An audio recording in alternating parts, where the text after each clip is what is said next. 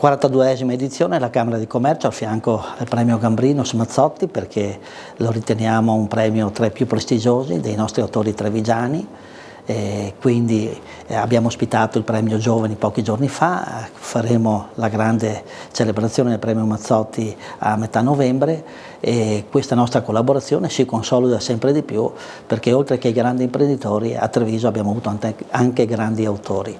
La cultura paga. La cultura è uno degli elementi trainanti anche del nostro sforzo economico, finanziario per sostenere le attività delle nostre due province, Treviso e Belluno, come competenza camerale, e questa è la strada che abbiamo intrapreso, perché anche la cultura porta ricchezza nei giovani, soprattutto con questi premi speciali, ma anche porta un movimento, porta economia e soprattutto porta le bellezze che i nostri grandi artisti hanno valorizzato con la loro penna. Quindi viva il premio Gambrinus Mazzotti. 42esima edizione del premio Mazzotti, un premio importantissimo e per la storia del premio e per i libri, i volumi e le opere che vengono premiate, ma soprattutto perché è un premio legato alla figura di Giuseppe Mazzotti, un trevigiano che ha saputo essere veramente all'avanguardia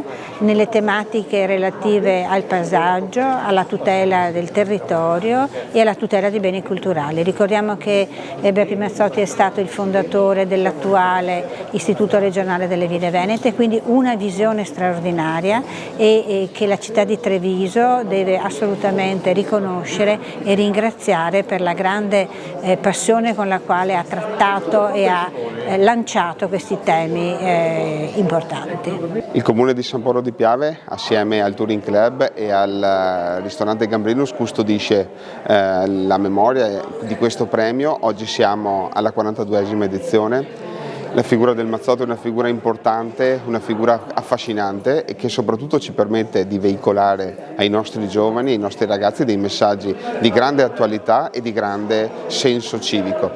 Questa è un'edizione particolare perché andremo anche a ricordare la figura del Cavalier Zanotto che ci ha lasciati quest'anno, una delle colonne portanti di questo premio che l'amministrazione e tutto il premio ha intenzione di ricordare e di portare avanti nella memoria di questo premio.